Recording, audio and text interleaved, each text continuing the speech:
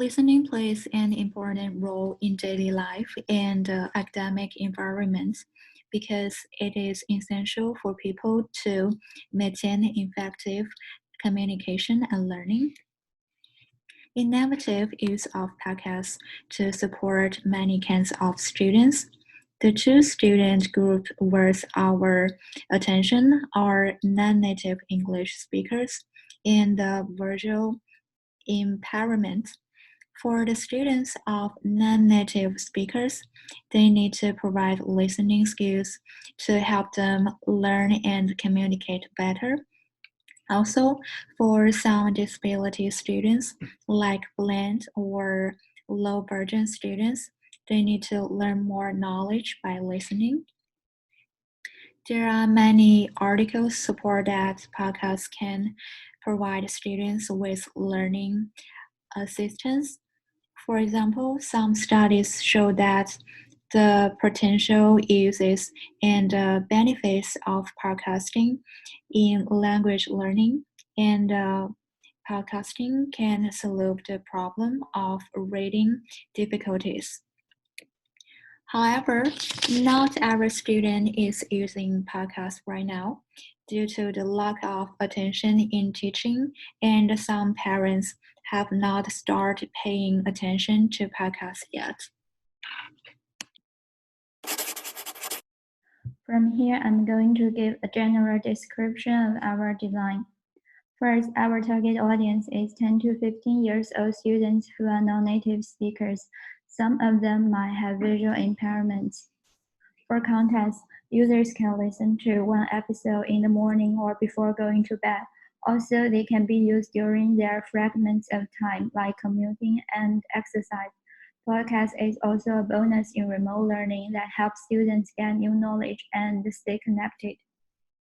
For the equipment, we are going to use Ape Anchor as our recording and editing tool. Our topic will introduce famous writers and their representative works or their autobiographies in a storytelling form. The length of each episode will be between 15 to 20 minutes. This picture shows that we can invite up to 4 people to join our recording from any device, with or without an Anchor account. All our guests have to do is click an invitation link and type in their name. In order to track our overall performance and audience, the analytical tools supported by Spotify help us know our audience size, place over time, and the top episode. We are going to design some quizzes at the end of each episode to assess our audience understanding. It might be helpful for audience to record the topic that we covered. Listeners can write their thoughts, answers, and comments through platform or social media accounts. For post-production, we also use Anchor to trim audio and add background music. Finally, we are going to create profiles and publish our episodes on platforms like iTunes, Spotify, Google Play Music, and we can receive feedback from social media accounts like Weibo, Twitter, and Instagram.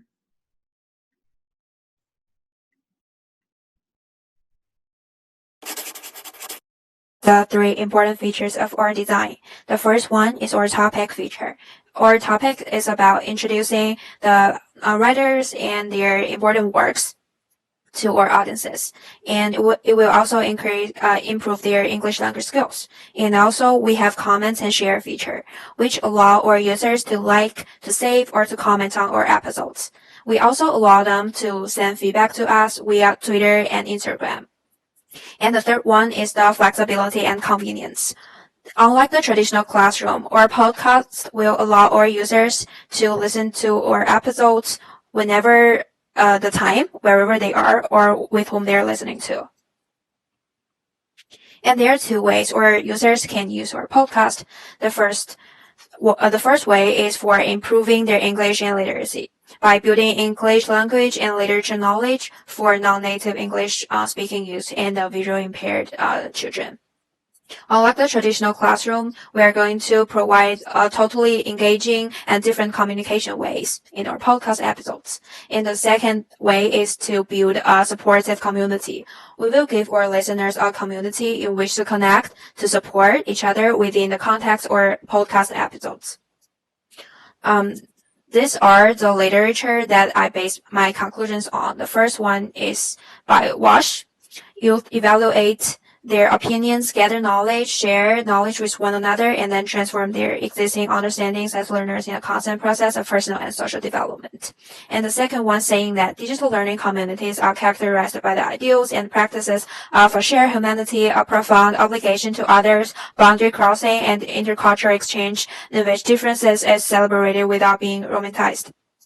The third one saying that podcast is a classroom community of different that uses multiple mediating tools and make use of the spatial, cultural, linguistic resources of its participants. And there are two real-life use cases I want to introduce. The first one is by Duke University, which is a very innovative institution to first explore the educational use of iPods and postcards in its Duke digital initiative. And the second is about the little known history, which comes in a fascinating, comprehensive podcast with a focus on always overlooked stories and underrepresented groups. This popular series is both very educational and engaging. Thanks for watching.